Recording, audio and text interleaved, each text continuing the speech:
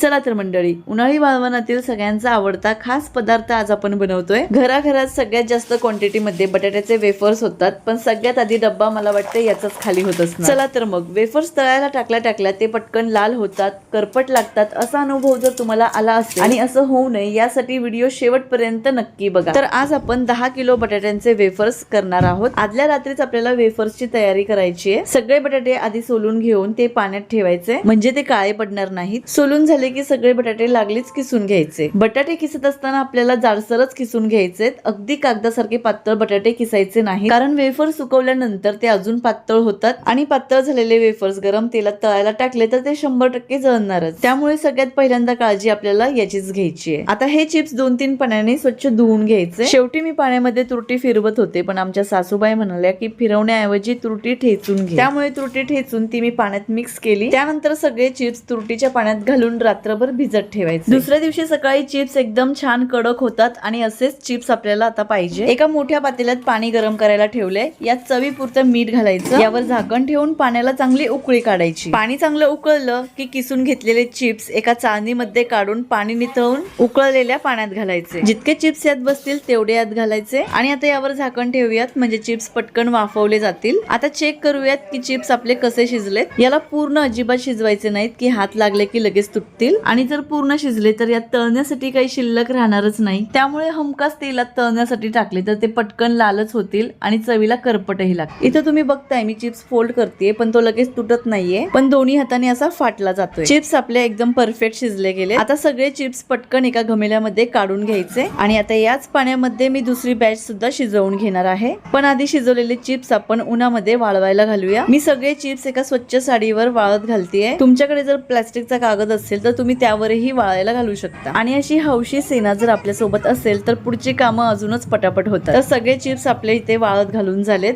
आता सकाळचे 8-8:30 वाजलेत। दुपारी 1 वाजता एक चक्कर मारू आणि आपण आपले चिप्स पलटी करून घेऊया। तर दुपारचे 1-1:30 वाजले आहेत आणि चिप्स उलटायची पण गरज नाहीये, एकदम खडखडीत छान वाळून निघालेत। पण 1-2 वर्ष चिप्स आपल्याला टिकवायचे, त्यामुळे 2-3 दिवसाचं कडकडीत ऊन आपल्याला याला दाखवायचंच आहे। तर अशा पद्धतीने आपली एका दिवसाची प्रोसेस कंप्लीट झाली आहे। याला 2-3 दिवस सुकवल्यानंतर आपण तळून घेऊया। 2 दिवस याला छान कडकडीत ऊन दाखवलं, तळून घेऊया। तर सांगितलेले टिप्स लक्षात ठेवून अशा पद्धतीने चिप्स नक्की ट्राय करा। वेफर्स तुम्ही बघू शकता अजिबात तळल्यानंतर लाल होत नाही, एकदम मस्त चविष्ट आणि छान क्रिस्पी होत आहेत। तर नक्की ट्राय करून बघा। रेसिपी आवडली तर खूप शेअर करा, लाईक करा, YouTube चॅनलला सबस्क्राईब करा, फेसबुक आणि इंस्टाग्रामच्या पेजला फॉलो करा।